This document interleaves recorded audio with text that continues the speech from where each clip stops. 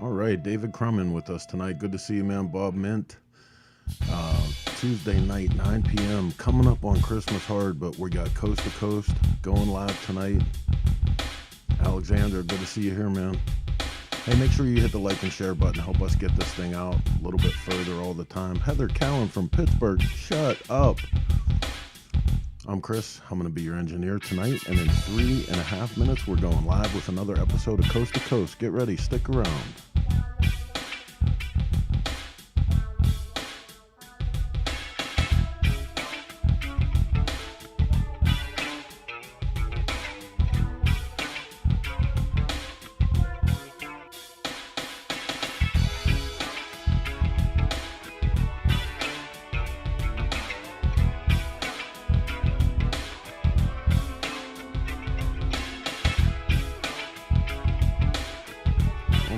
Cody, Wyoming, New Jersey in the house. We got a big fan base in New Jersey, man. We appreciate all you guys. Walter, everybody up there. Peter Loss from Michigan.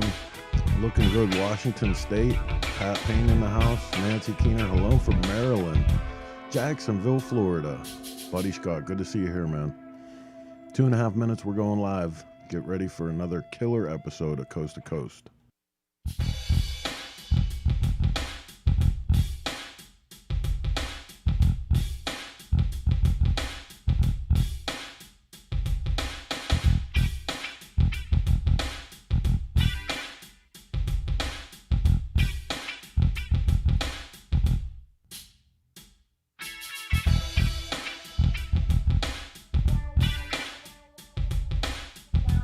Jimmy Bradley, probably one of the only other places I consider living on earth rather than Pittsburgh would be Milwaukee. I'd move there just for the cheese curds. I swear to God I would. Joe Sparrow in the house. Right on, good to see you, Joe. Tim Burns working on a VL clutch. Cottage Grove, Oregon. Coast to coast tonight, truly. New Jersey to Oregon. Good to see all you guys here. We're just a minute and a half out. Thanks for being patient while we build up our social media audience. The Ass Prod is in the house. Rob Nussbaum with us, checking in. So good to see you here, Rob, so we can have some guidance. Down to a minute.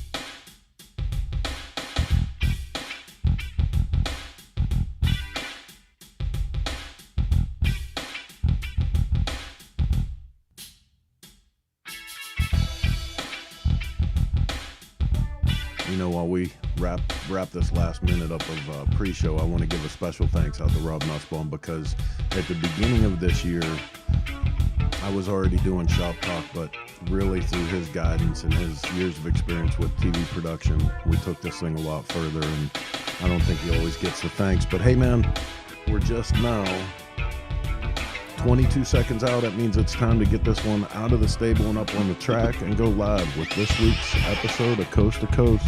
Here we go.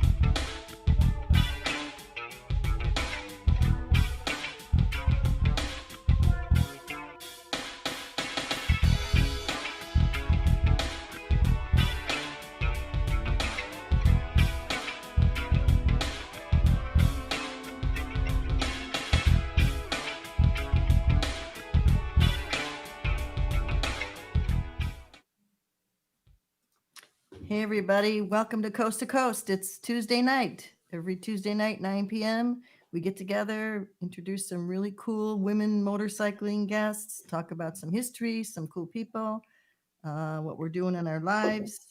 And I'm so excited tonight. We have a really wonderful guest, but let me bring on my co-host all the way from Boulder, Colorado, where I heard it was 60 degrees today, Michael Lichter. Come on in, That's Michael. right. A beautiful 62 degrees, not quite like in the 70s in Hawaii where you come from, but beautiful. Hey, It's I don't really come great. from here, okay? I live here, but I don't come from here. I come from the Okay. frozen Chicago, okay?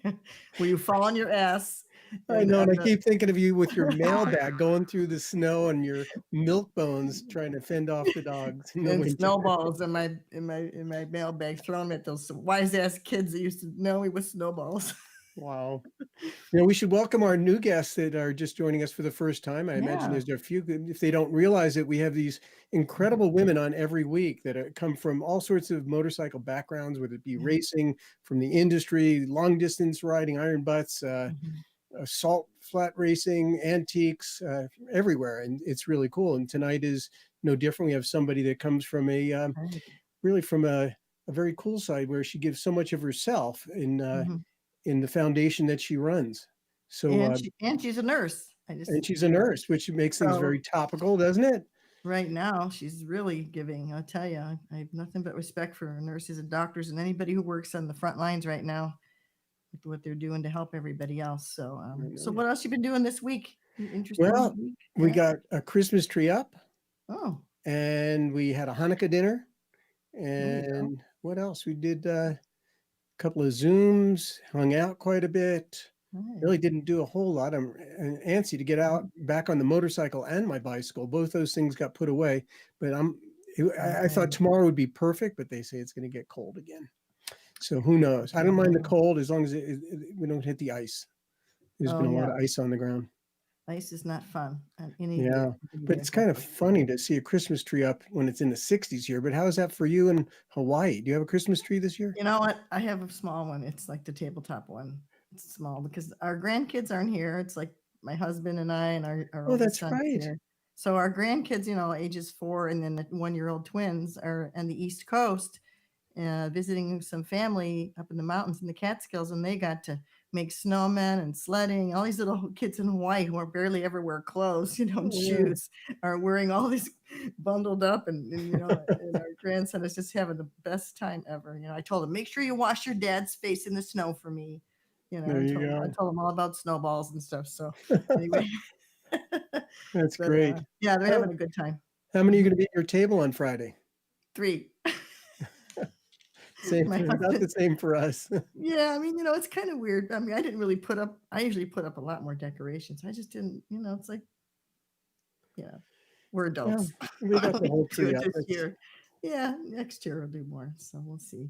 There but anyway, I've been working on some stuff with the San Francisco Airport Museum. They are doing display on early American motorcycles. As you know, I have 2 bikes in there. So what else you have to do? I thought it's up and ready. No, it's not. No, they decided now to bring me in more, I guess, and they're going to do a whole other exhibit in the United Terminal in the San Francisco Airport. I don't know if anybody has flown through there. I used to fly through there all the time. And they're going to do the whole history of women motorcycling exhibit in this long hallway. So they're going to, I'm loading them images from my book. So I've been sending scans and. Oh, that's great. So yeah, they're going to feature my book. It's really going to be fun. I hope I get to see it, But well, anyway. Kudos to you. That's fantastic. Yeah, that's what I've been doing. But excellent. Well, listen, maybe we should bring on Krystal Hess, our guest for the week, since I know I have a lot of questions. I'm really curious about her life. Yeah. She's done a lot in a very small bit of time. She's amazing. Let's bring Krystal on. Come on down.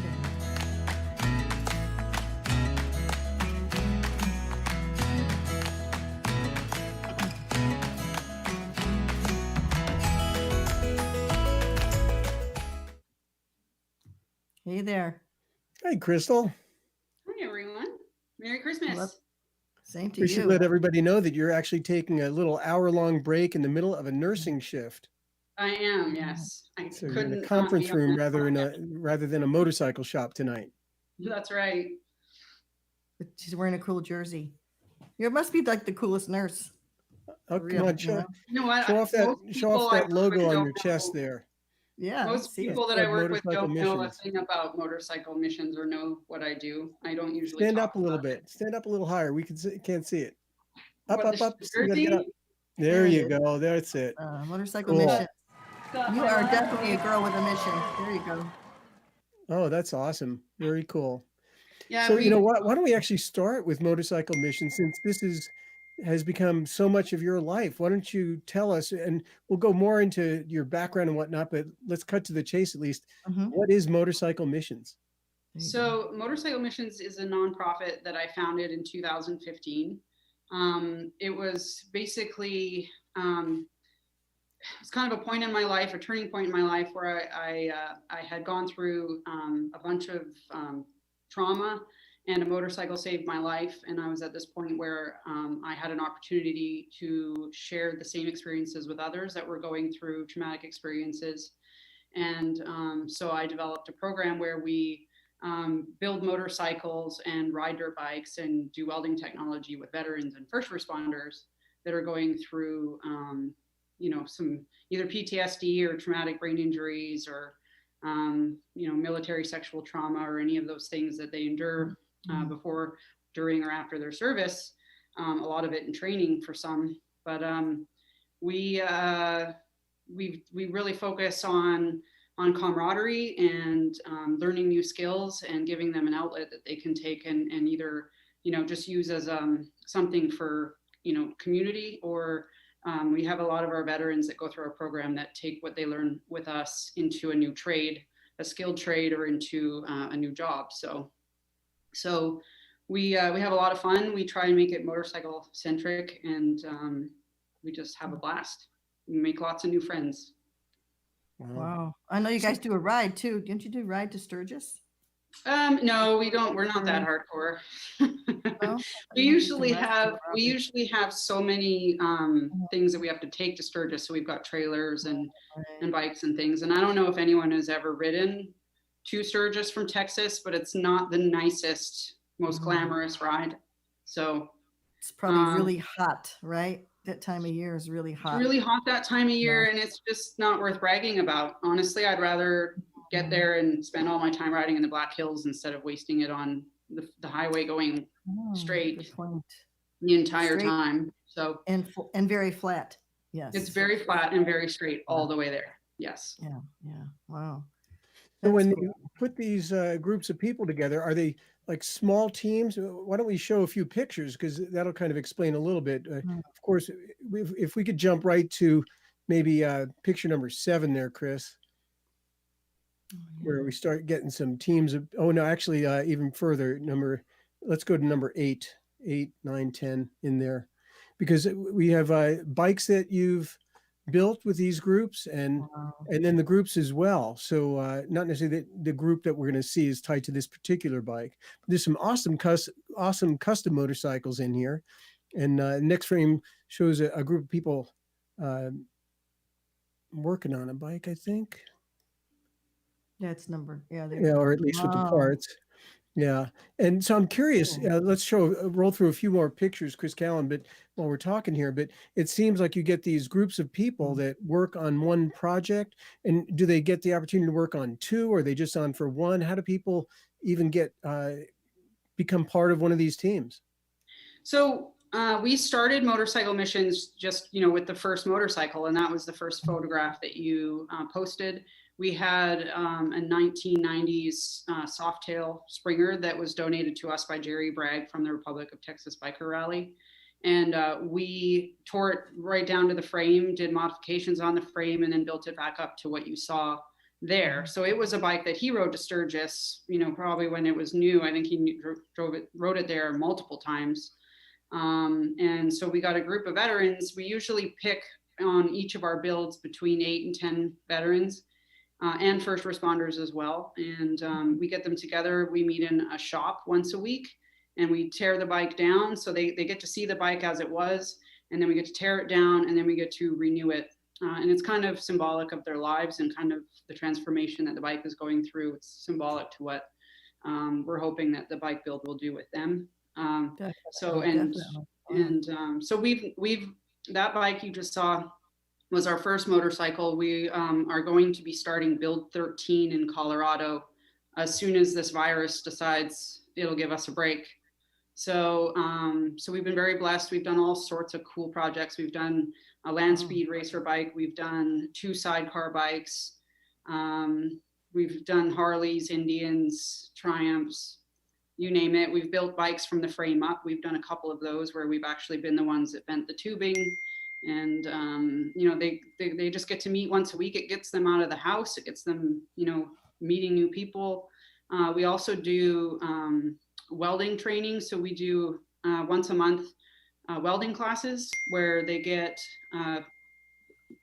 about 6 hours of instruction, and they can, you know, take that and come back. We're going to start adding another 2 hours onto our welding classes where the alumni, we call them the alumni. So anybody who's gone through our program is welcome to come back and mentor the next group, or be part of future builds, but in a more of a mentorship role. So once they've gone through our program, they don't just go away. We try and get them involved in everything that we do, like going to Sturgis. We've done all the rallies, like we've done Daytona Bike Week. We try and get them out to the Texas Mile where we do our land speed racing. So, I mean, like we involve them, you know, anybody who goes through our program, we get them involved in everything that we do, whether it's the welding. We also do motocross camps. So I'm wearing our new motocross jerseys that we have, but the motocross is something that we're starting to do more of, to kind of get out the itchy throttle hand, you know, get that going. Because there's working with the hands and the camaraderie, but there's also that adrenaline that they miss when they're in service to our country that is lacking when they come home. And a lot of these guys need that. And I mean, one of the number one things I've heard about our motocross program is that, you know, they come home and they're able to fall asleep at night, which is something that they haven't done in a long time. Like they just don't get sleep, but they come in, they ride dirt bikes with us, and then they actually get a full night's sleep. So that's been a great program that we're gonna start expanding on. Hopefully more bikes and more maybe more locations, because right now we're just doing that in Austin, and our bike builds are across the country. The welding right now is just in Austin as well. But so you had 13 bikes? We will be starting build 13, in Colorado here soon at Roy's Toys Customs. So for each of our builds, we always have a build mentor that takes on the build and donates their time. So Roy Martin from Roy's Toys Customs is doing the next one, and that'll be in Colorado. We have not revealed build 12 yet, because we were supposed to reveal it at Arizona Bike Week, and then it got canceled, and we decided to wait until next year, so that, because we're going to sell raffle tickets for it and that kind of thing.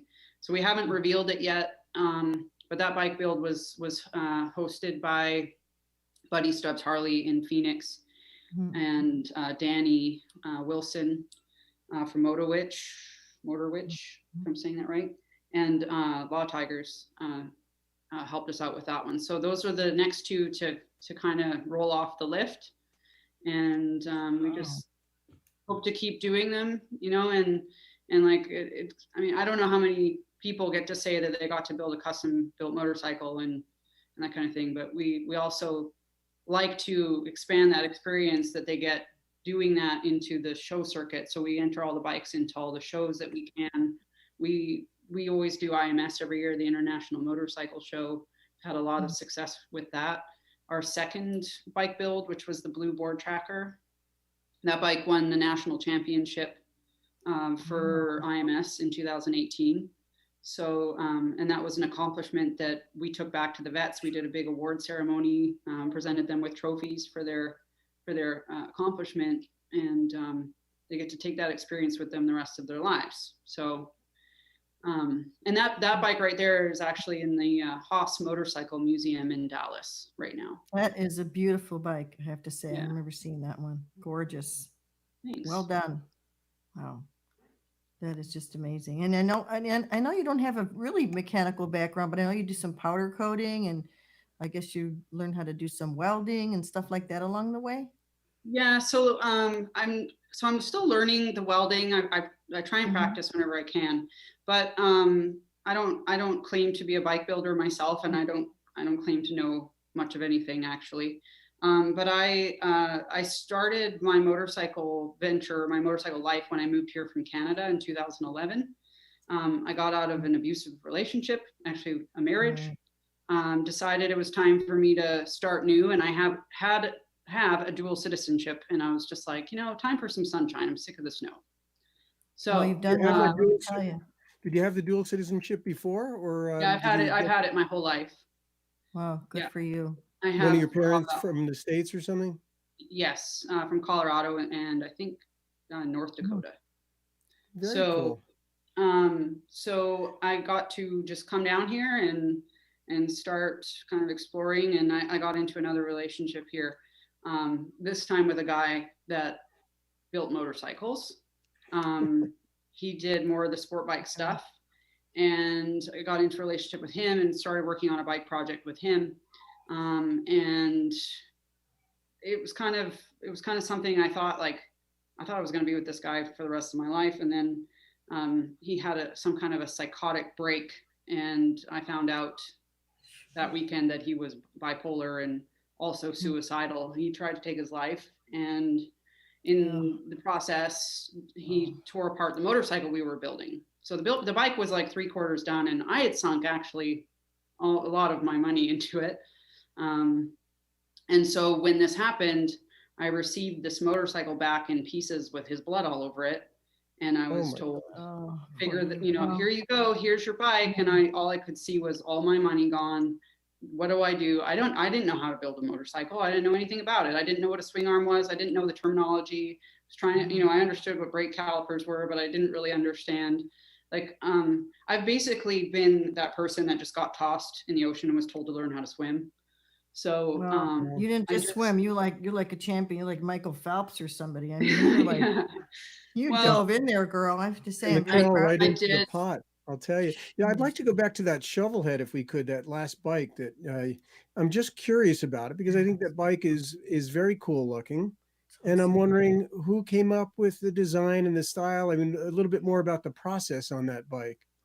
Okay, so so that bike is it's a board tracker.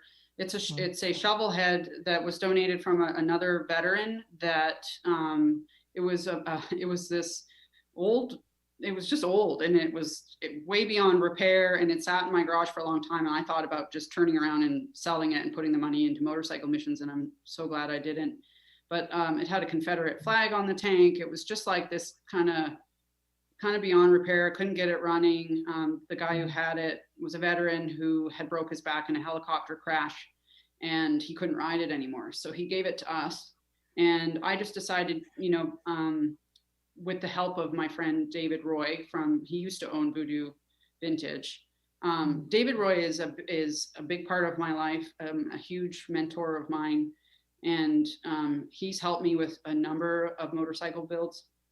So we were actually doing our motorcycle builds out of his shop. We did the first one out of his shop, and so the second one, naturally, we were going to do that out of his shop, and it was his suggestion, because the bike was just the way it was standing wasn't going to get us very far. So the frame was beyond repair. You couldn't use the existing frame. It had been, somebody had cut on it and welded it, and it was just patchy and we didn't feel safe, doing anything with it. So we just decided to start over. So I don't know if anyone knows David Roy, but he's super creative and has an excellent eye for design. And he has a whole bunch of plans that he put together for frames, and that was one he hadn't built yet. So he kind of pulled it out and said, "What do you think of this?" And I was like, "Let's do it." So that was it. We just, I do have a picture of all the tubing just laying on the ground and Dave going like this, where, with the wheel sitting there, and it's not even welded together. It's just tubes. But that's what we started with, and it was really cool because they got to take the motor apart and rebuild it and put it together, and they got to tack weld the frame in the rotisserie, and it just goes from there. And is that in a museum? I'm sorry, is it in a museum right now? It is. It's at the Haas Motorcycle Museum, and they actually they own it, and they have a plaque on there with the story about the veterans. Nice, Bob that's great. is a great supporter of ours and a donor as well, and he's very proud of that motorcycle and what it represents. So I look he back, if we could bring on some of the first photos, Oh, yeah. there's a great shot by Garrett Stanley, that portrait. I love it. I know he helps you out with photography with motorcycle missions. That first Yes. portrait on a black background, if you could bring that up. And then there's some riding shots that go back that I took, actually, I think going back to 2016 or 15.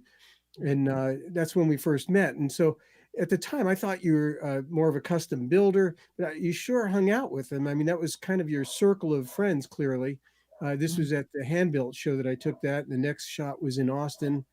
Yeah, the and after, one bike that you and I met over was I think it was the Girl Scout. So I spent about 5 or 6 months in David Roy's shop with him mentoring me over that motorcycle. wow. I did not build it by myself by any means. Gotcha. But I don't build any of there's the bikes. shots of your, the next shot is you with Zach Ness. And then Right. after that, we have Sophie. And I believe Sophie's a vice president in your foundation. Isn't that correct? Mhm. She is. And So so cool. that brings up that the amazing amount of support you have from the industry. It seems like you got involved with the industry very quickly. And I see Manny. Is it Manny that's on your board? No, Robert Penn is on your Manny board. does a lot of yeah. photography for us as well. Like we have some amazing contributors to our Robert photography. and then Garrett, great photographers. So you have their support, but I mean the industry as a whole, it's amazing. Roy opening his shop in Denver for your next bike. I love Robert. Look at Great that. shot of He's Robert. such a character. He's such a cool guy. I love him. Robert has been in my life since almost the very beginning of my motorcycle journey, and he's opened so many doors for me. So I owe him a lot. But he's a great friend, and I really appreciate the contribution he's made and he continues to make, for sure. Yes, he's definitely an idea man, Robert. Definitely. Oh, great ideas. Definitely Full is of great an ideas. He idea. sure launched Indian off the map quickly, didn't he? He did. His Sturgis launch of Indian was superb. The best. It was great. I think probably the best launch I've ever been to. Mhm. But coming to Denver for your bike number 13. So you have a shop in Denver, and Roy's offered to donate his facility for that purpose. So will all the participants in that group be from Colorado, or at least have access to that shop easy enough? Is that how that works? Yeah, they're all from his area. And the fortunate thing about that build is they're all police officers. Roy, I don't know if you know this, is a police officer himself. And so he's doing I think the majority of the participants in that build are police officers. There's a couple veterans, and there are a couple that are veterans and police officers. Right. So we had scheduled the build, way back, and then the COVID hit, and then we rescheduled it for the weekend before the election. And then when we rescheduled that, all the rioting hadn't happened yet, and all the police, nonsense. So we, because they all got mandated to be available to work the weekend that we were supposed to be starting the build again. Wow. We had to cancel that again. And then as soon as that was over, COVID picked up again. So Yeah, I've just it's a said, hell of a year. we'll know when we Yeah. know. 2020, what a wonderful year, huh? Oh God, I I know. can't wait till it's over. So this being said, so you have how many in the group? Maybe about 10 or a dozen in Denver?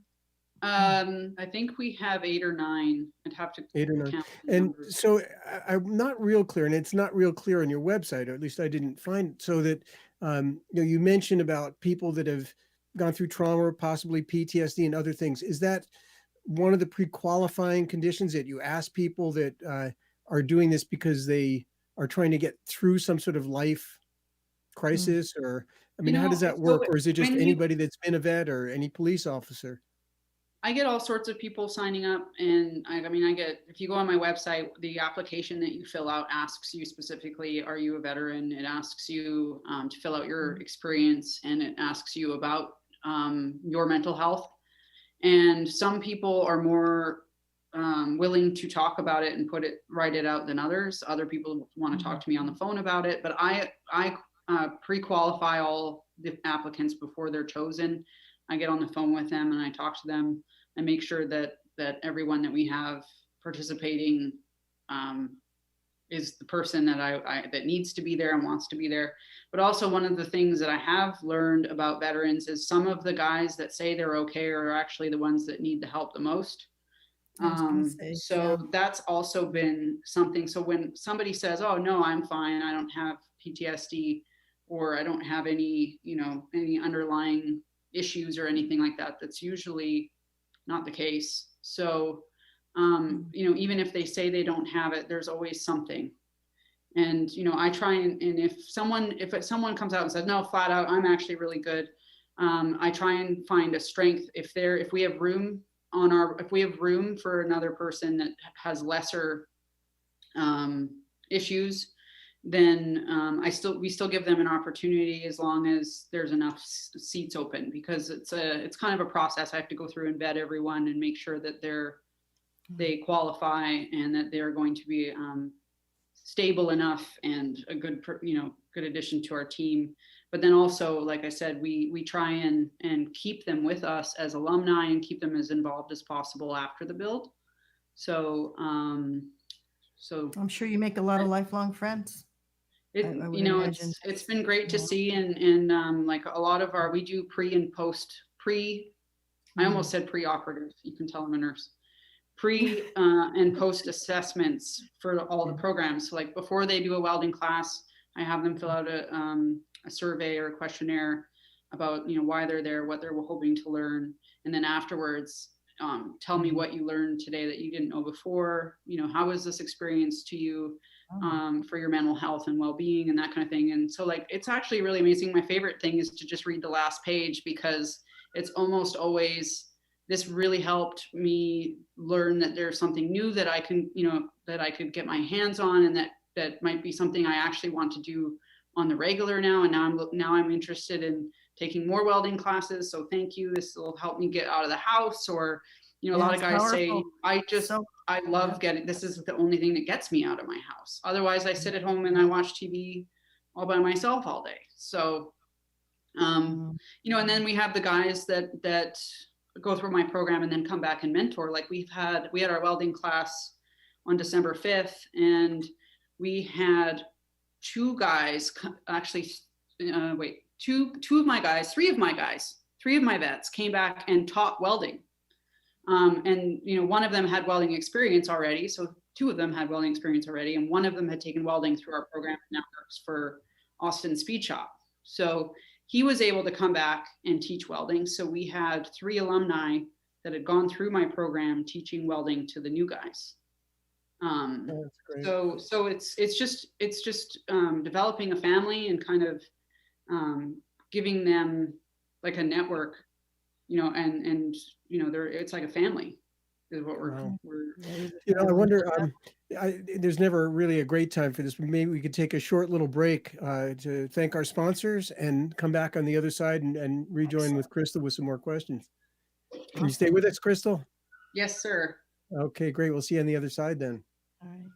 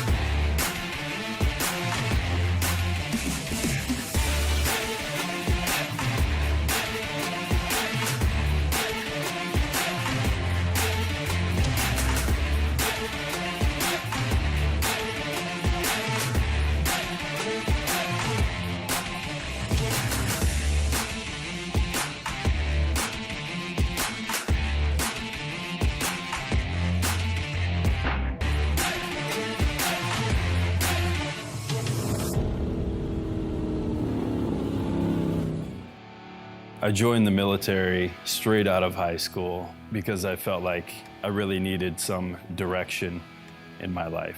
And what I got out of it was a sense of purpose and, more importantly, to be part of a brotherhood.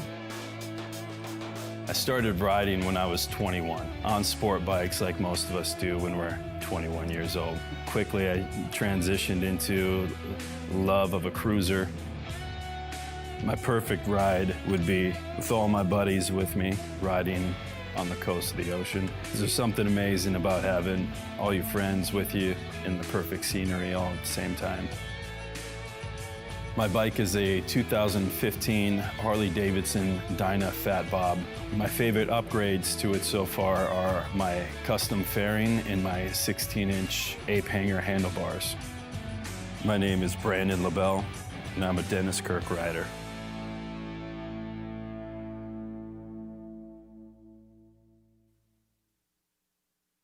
And we're back. We're back. Wow. That was awesome. Cool. Well, I have a question that I'm kind of really anxious to ask Krystal about, because Krystal, you've been a nurse for how long now? Since 2008. So So as I see it, nurses are very giving people. They give so much of themselves to help other people. And especially over this last year, we've seen that with nurses. And my goodness, we see these nurses just shattered in tears, exhausted over what's been going on for the last year. But clearly you've given so much of yourself for 12 years now, and you continue to do that with motorcycle missions. So like you're giving. And I'm wondering, you said you went through some very hard times yourself in Canada.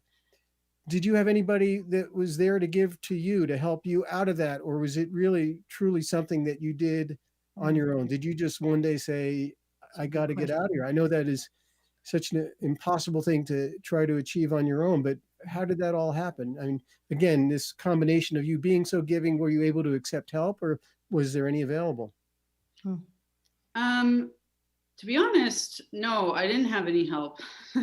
I felt like I put myself in this situation when I got into this relationship that maybe I shouldn't have been in here in Texas. So I created that problem for myself, I suppose. I guess, I mean, I don't know how else to say it, but I didn't really have much of a choice. Nobody that I knew lived here.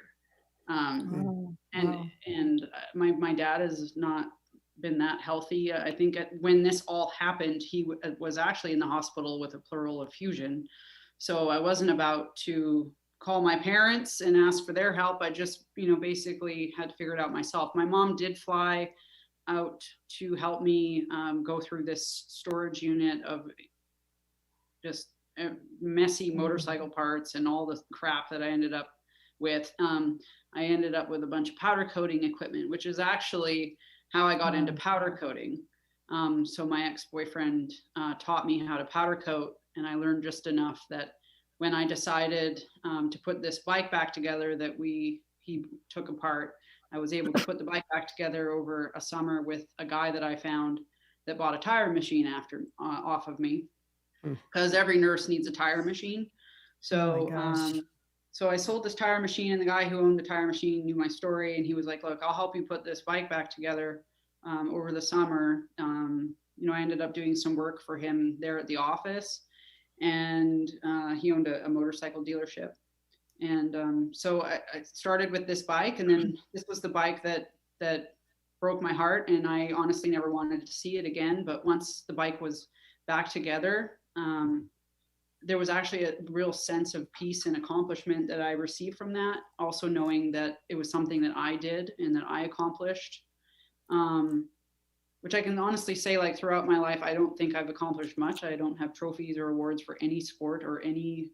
I don't even know how to play the flute. So I just, you are something that I can now say I did. There's enough hours or minutes in the day for what you do. I mean, how long is it one of your nursing days?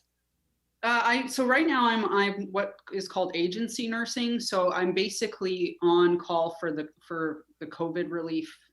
I've been kind of working with Governor Abbott here in Texas and doing some private duty nursing.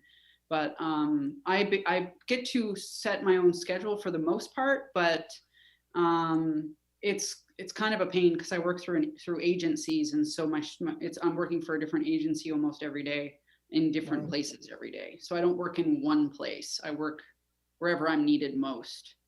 Basically staying in Austin? Yeah, it's all been in Austin. Yeah. So through this COVID, you seem like with all that you've been through, you retain this real positive attitude.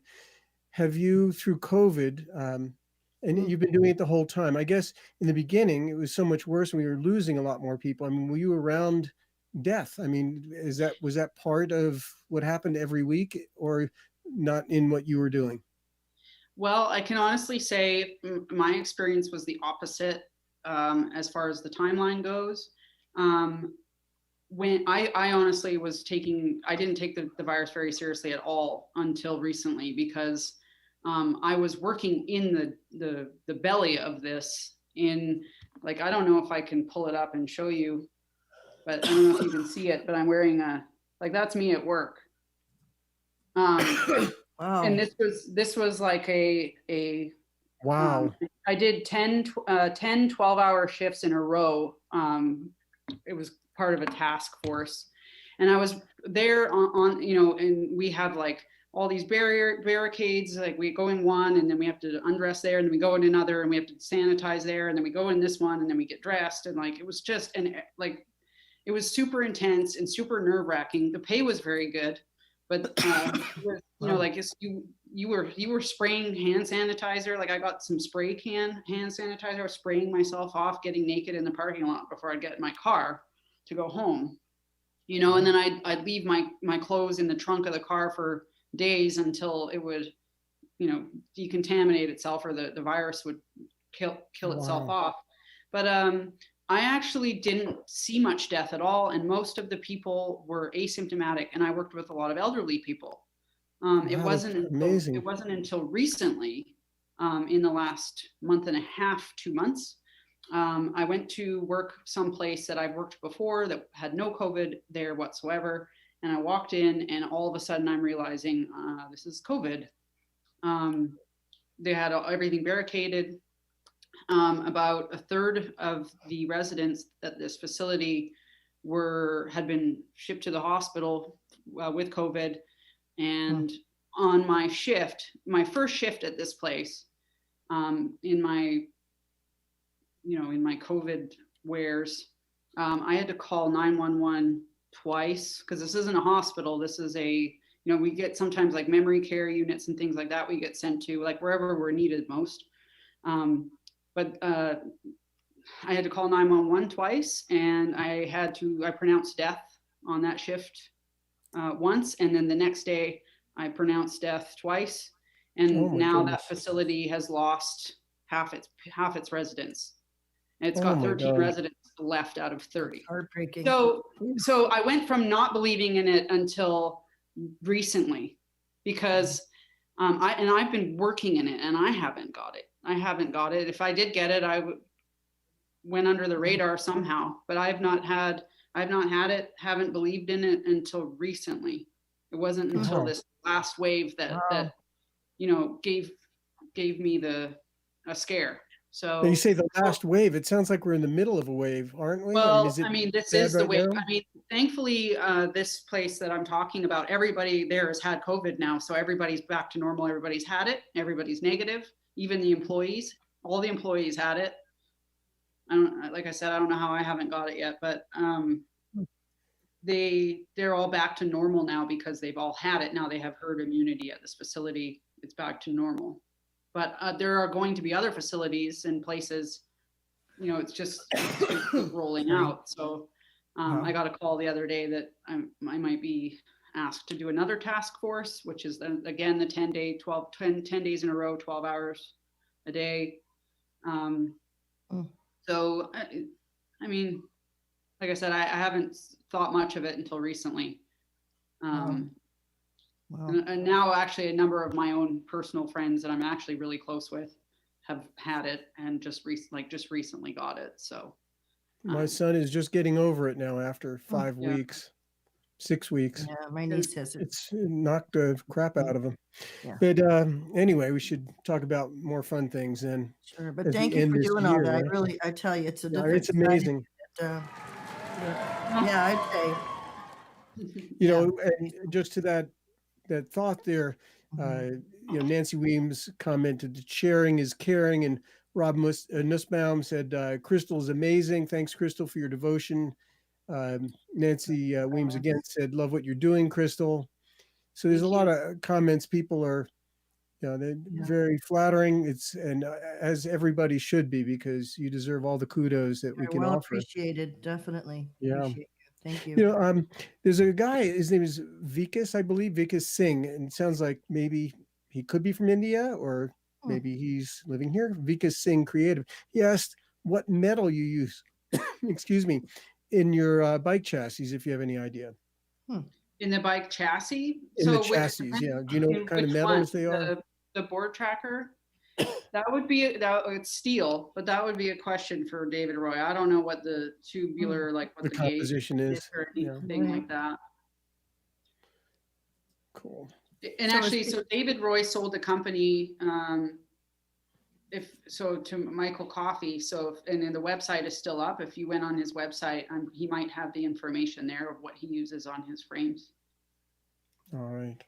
So you still have a powder coating company? Are you still doing powder coating? Well, so the thing about the powder coating company was after the boyfriend's bike got rebuilt, I stuck around because I was like, man, I really actually miss working on a motorcycle. And so the guy who owned that shop said, well, I can find you bikes to work on if you want to work on them. And I built a bike for one of their customers, and this was my first one on my own with just one of the techs there helping me as I needed it, kind of thing.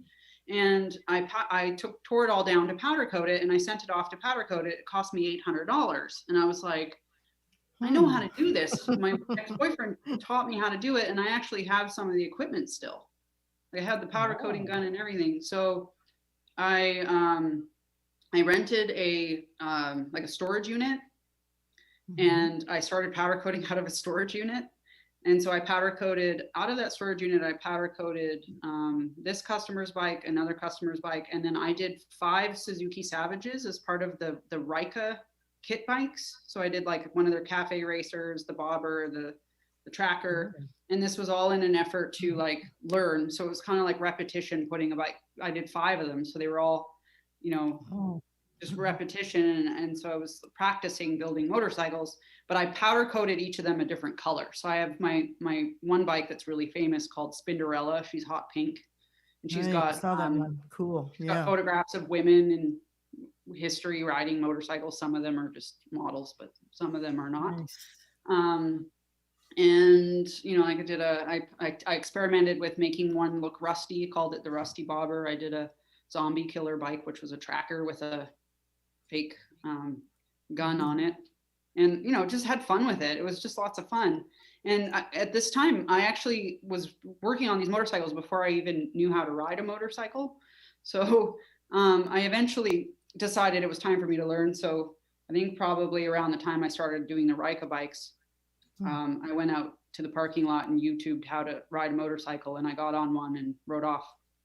So YouTube, there you go.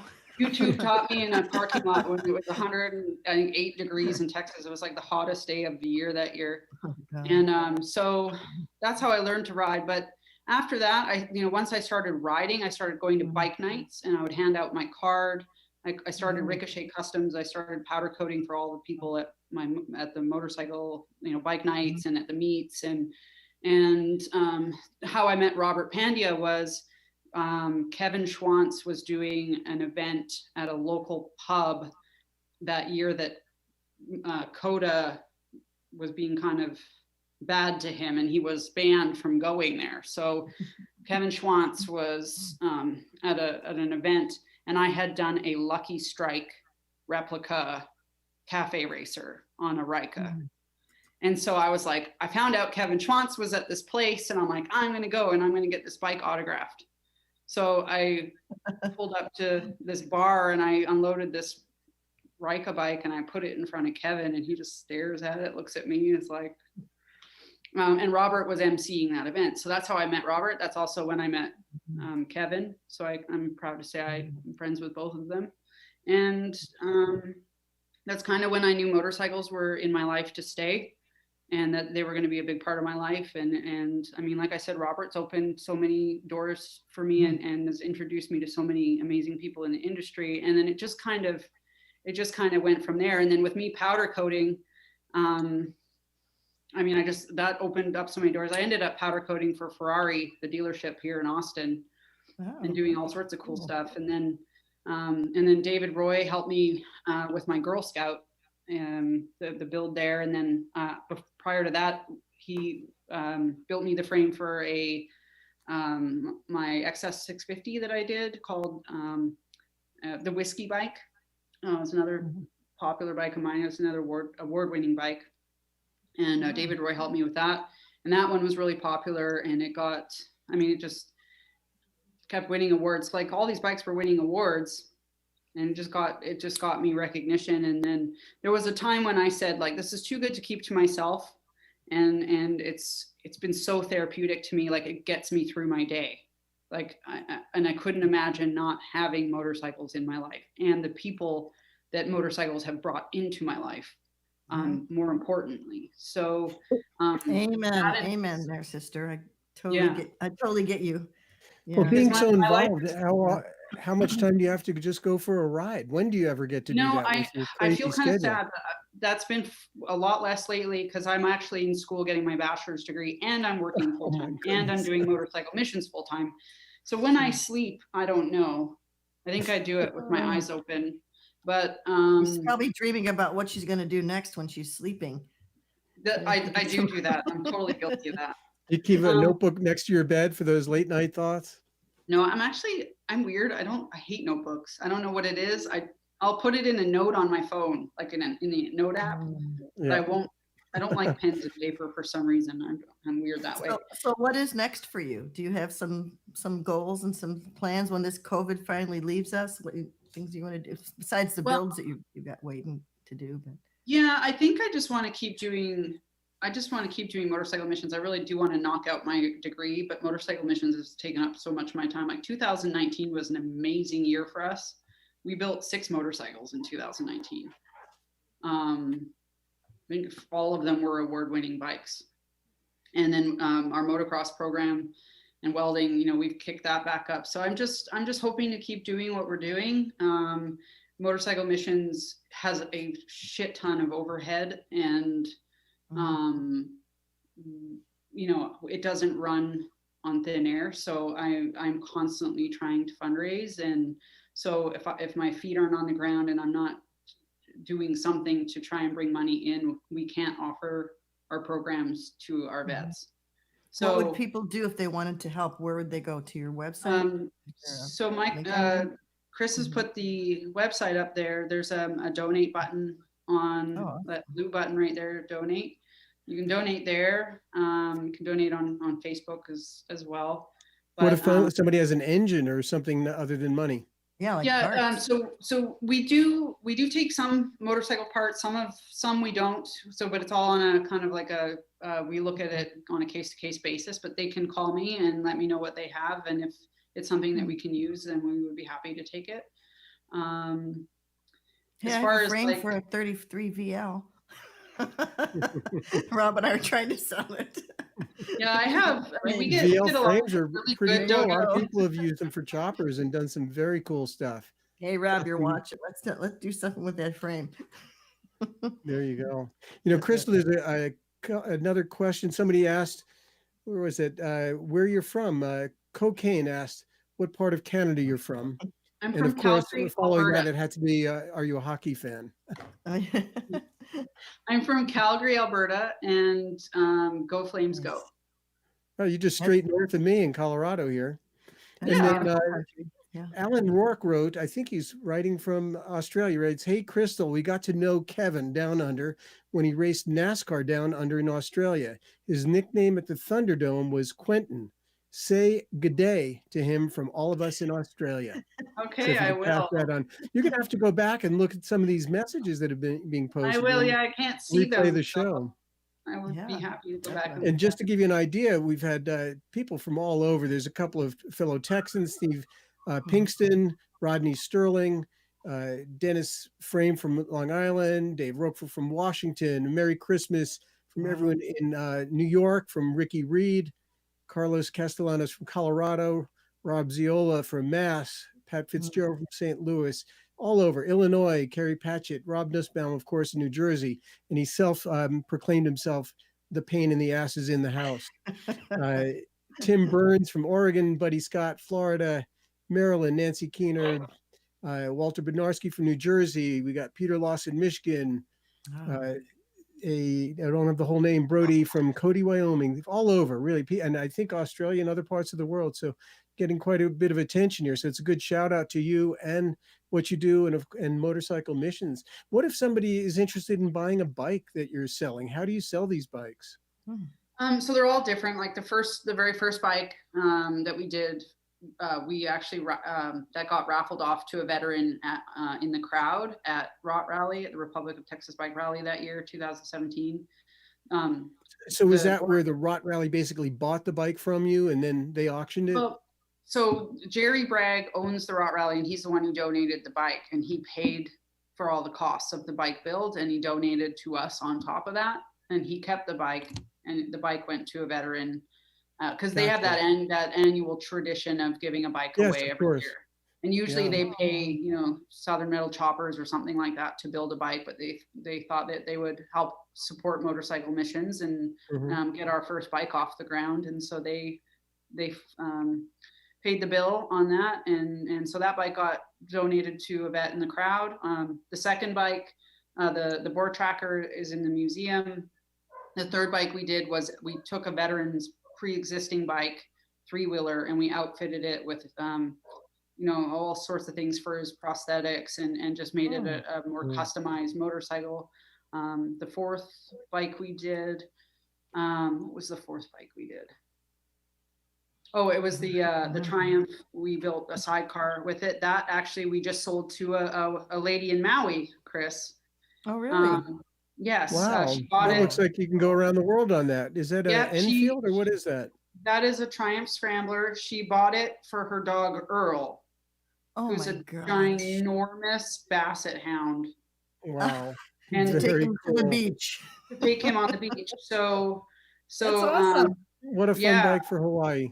I'll have to look for that. So that's going to be, I don't know when it's getting shipped there, but she's got it and she's shipping it over there. So that was a private sale. That bike was just sitting at Ride Now in Austin on the showroom floor, just on display, and somebody saw it and called me about it, and she bought it, and that's that. And then the Indians, we did 2 Indian Chief Dark Horses and did a bike build off. Indian Motorcycles donated the bikes to us. And then one of the bikes we auctioned, and the other one, I don't know if you're familiar with the Sons of Anarchy, the show, but there's the Mayans, which is the spinoff. Vincent, he goes by Rocco. He was an actor in that. He's started a nonprofit called Veteran, and he bought that bike, and he bought Build 8, and he donated them to a veteran through his nonprofit, through something that he was doing there. So like all of our bikes are, there's no rule for any of them. It's just kind of what happens. And, like our bike that we're doing for the 13th bike build, that one was sponsored by State Farm, and they have donated to us, and they're keeping the bike. So all of our builds are different. It just depends on what we've arranged with, as far as sponsors, and some bikes don't have sponsors. So like the second bike, the board tracker didn't have a sponsor, but we lucked out in finding Bobby Haas, and Bobby Haas wanted it for his museum. So great. Yeah. Well, maybe the Allstate bike, you'll emblazon Motorcycle Missions on it. So as they toured around the country to promote. Did I say Allstate? It was supposed to be State Farm. Yeah, but perhaps, I don't know, have you ever thought about an online auction for one of the bikes? I have, and I've actually talked to Mecum Auctions about that. So we just haven't. I talked to them when I was in SEMA, and they agreed to do it, and then COVID hit, and then I just found a private buyer for a couple of them. So it just seemed, I have the money and the buyer right now, I might as well just go for it. I've also got that fear of the bike not going for what we need it to go for, because we can't afford So you could to. have a reserve on it for sure. They're not going to have the auction in January. I don't know if you know that. They just announced it, I think, yesterday. No, they postponed it till April, end of April, early May. Oh, okay, so they're not having it. Yeah. I Yeah, figure so so right many of the now, people that go there are older, will have the vaccine by then, probably. Yeah. Right. yeah. It's kind of a fun auction. I mean, Oh, even if you speaking don't of buy which, anything, it's wait a more minute. fun. Are See you getting a people. vaccine? Am Oh, I? really? Krystal, Oh, you're a Krystal. health worker, frontline worker. Okay, so about that, I feel like the people who are vulnerable need to be getting it first. Yeah, but they Because consider you being vulnerable. You're a frontline worker. I know you don't think so, but no, I'm a 38-year-old strong, healthy individual who, if I get it, I can overcome it. But there's a lot of people, like the people I've been taking care of, that I watched one day be totally normal and the next day I'm putting in an ambulance. They need it. Our geriatric population needs it more than any of the rest of us right now. well, So I don't want to scare you, but we did lose a 35-year-old nephew to this. That's right. A lot really, of people in their 30s. Yeah, Yeah. and very quickly. Yeah, That's I the mean, scary he part. You died just don't know. Yeah. really quick, and with a 4-year-old child too. So yeah. you never know. I mean, You just don't know. I'm all for vaccines. As a nurse, I'm a big advocate for them. I don't feel like I need to be vaccinated First, right now. I would rather the people who need it more than I do get it. Yeah. So yeah, I very see cool. that. Yeah, definitely. Well, it's Walter amazing what you said, do. we got to look at these questions. Walter wants to know how you become a sponsor for these vet bikes. We'll have to have Walter go on the website. Walter, there's a yeah, website for there's motorcycle all missions. sorts of And information on the website, and my email address should be on there, so you can always email me and we can start a discussion. If it's Great. if it's just some cash you want to donate, the donate button is that nice blue button right there. Awesome. Well, I hope we get some. Walter's a great guy. Well, there's a lot of interested people, so you'll have to go back and maybe you want to write some of them and answer their questions that we may not have gotten to. But they did chime in from all over. We had a great response. And I was excited to have you on the show, and Chris was. So yeah, me too. You're one of the people on my list from the when I. Yeah, Do you have any? Did you put any pictures up there of the welding or the motocross? Chris Callan, did we get the motocross welding picture? There is a shot of some welders, number 17, I believe. Shot number 17. Oh yeah, there's some welding going on. Yeah, there. there's a few more shots, including the last shot, which is a portrait by our last week's guest, Stacy Wilt, which I think is cool. Oh yeah, That's great. Look at that. Oh man, what great experience these people are getting. Yeah. Nice so shot by was- Stacy there. That was 2 weekends ago, that welding class, or 3 weekends ago. How about this shot of you that Stacy took? She took that for a magazine. There's Jesse Combs. Yeah. I was Oh seeing yeah, let's Jesse see the jumping shot up. with Jesse there, number I see 22. the blue hair. I saw the blue hair. I knew who it was before I even saw the. Yeah. I love it because she's wearing our board tracker on her shirt, Wow, and we're that's great. all wearing motorcycle missions shirts. Yeah. We sure miss So Jesse. those are my veterans in Sturgis at the rally. Oh, that's great. We sure do. Yeah, and miss this picture is at IMS. We actually won an award for that Road King. But all of those guys there we had 3 bikes entered into that competition, and those are all 3 build teams there. her. Wow.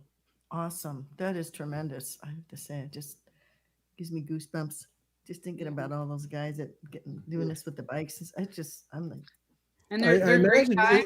I imagine this is really a life-changing experience for many of them. Mm-hmm. It sure is. And I mean, I think it's also something that makes them want to give back also. Like I find a lot of them participating and volunteering and wanting to do more. So. Isn't that the kind of people they are anyway? If they're from the military or police and first responders, they're giving people, but maybe going through hard times, maybe retreated back into a shell or something, and this helps get them out. it's healing. Absolutely. Yeah, for sure. Incredible. Well, thank you so much for all you do and for coming on the show and sharing this with us and For everything, for your nursing, what Yeah, you've done for the everything. past year, for motorcycle missions, Yeah. and for just being who you are. It's wonderful.